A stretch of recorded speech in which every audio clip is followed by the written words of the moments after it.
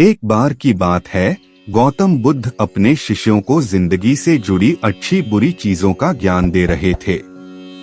सभी शिष्य उनकी बातों को बहुत ध्यान से सुन रहे थे।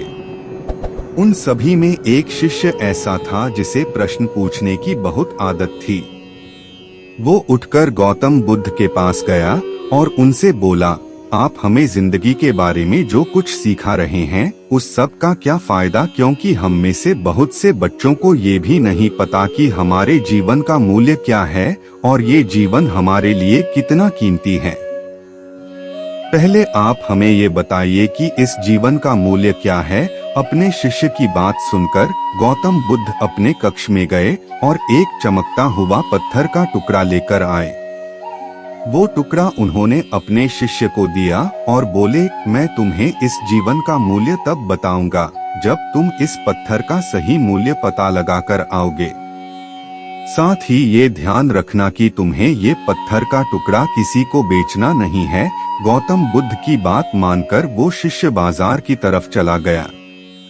बाजार में सबसे पहले उसकी नजर एक फल बेचने वाले पर पड़ी और उसने वो पत्थर उस फल वाले को दिखाया और बोला, इस पत्थर के बदले आप मुझे कितने फल दे सकते हो। फल वाला बोला, ये पत्थर कुछ खास तो नहीं है, लेकिन फिर भी इसके बदले में तुम्हें 10 केले दे सकता हूँ। वो शिष्य उस पत्थर को लेकर आगे चला गया।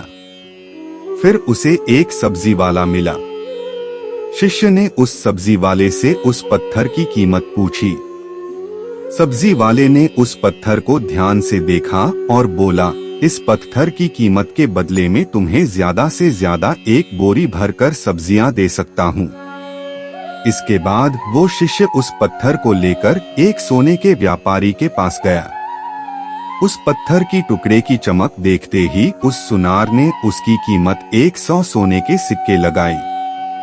शिष्य ने वो टुकड़ा बेचने से मना किया तो वो सुनार उसके बदले 200 सोने के सिक्के देने को भी राजी हो गया, लेकिन शिष्य ने वो पत्थर नहीं बेचा।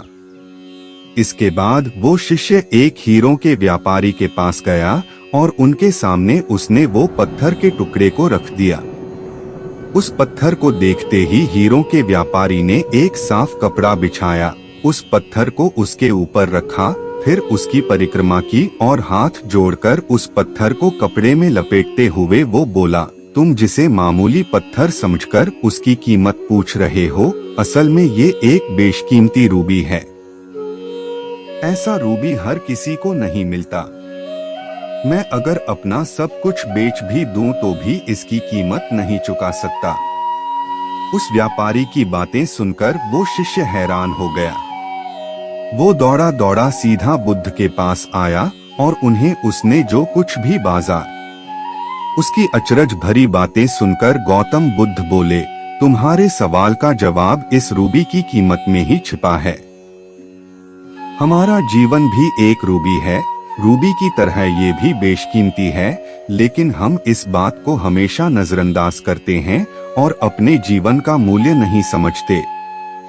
हम दूसरों को देखकर और उनके जैसा जीवन जीने की कोशिश में अपने जीवन की कीमत को कम कर देते हैं।